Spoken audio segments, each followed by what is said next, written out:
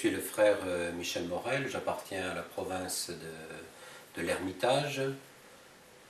Cela fait déjà 13 ans que je suis à l'Ermitage en deux périodes, de 1998 à 2008, où ont commencé les travaux de rénovation dans cette maison. Et ensuite, j'ai été appelé pour faire partie de cette nouvelle communauté à partir de décembre 2009. Alors nous nous trouvons ici dans ce qu'on appelle le parcours mariste, qui permet à ce que j'appelle les visiteurs du dimanche d'avoir une vision un petit peu d'ensemble, d'une part sur la construction de l'Ermitage, puisqu'il y a des maquettes qui permettent de voir les différentes étapes de l'évolution de la construction, mais aussi et surtout la construction même de cette communauté religieuse qu'a voulu Marcellin Champagnat.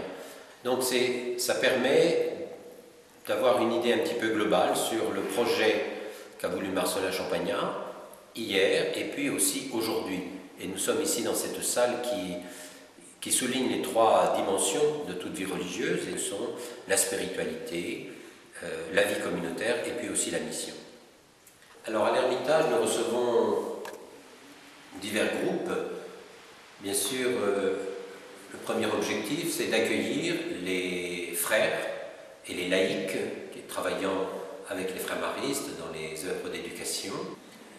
Nous avons aussi une priorité pour accueillir les enfants et les jeunes des réseaux des établissements maristes de France, bien sûr, mais aussi d'autres groupes très divers, que ce soit des mouvements, des scouts, le MEJ, de l'aumônerie aussi.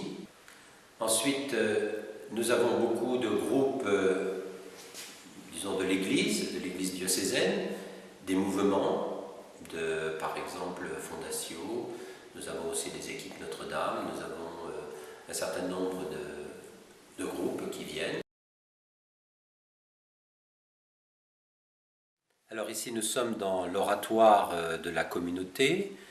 C'est là que nous avons nos temps de prière habituels, l'Eucharistie bien sûr, et puis aussi les temps de louange et de partage du soir, également la prière mariale.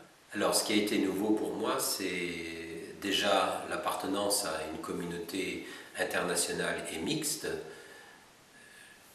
À la fois on sait que la diversité apporte une richesse, mais ça oblige aussi à s'ajuster, à accepter des manières de faire différentes, mais c'est un enrichissement. Il y a toute cette dimension de découverte aussi culturelle des autres, disons des pays des frères provenant de différents pays. Donc ça c'est un premier aspect. Ensuite il y a aussi la mission, et pour moi c'est la rencontre avec les personnes surtout qui m'a intéressé, et c'est toujours un enrichissement personnel. Et puis enfin l'effort que nous avons fait pour avoir des temps de prière aussi, je dirais qui sortent un petit peu des manières habituelles de prier, où chacun s'est efforcé d'apporter aussi des éléments pour aider chacun à prier, suivant un petit peu aussi son tempérament bien sûr, mais suivant sa culture, et une dimension de partage avec les personnes aussi qui venaient ici parmi nous. Et ça, je crois que ça a été un enrichissement et une découverte aussi pour moi.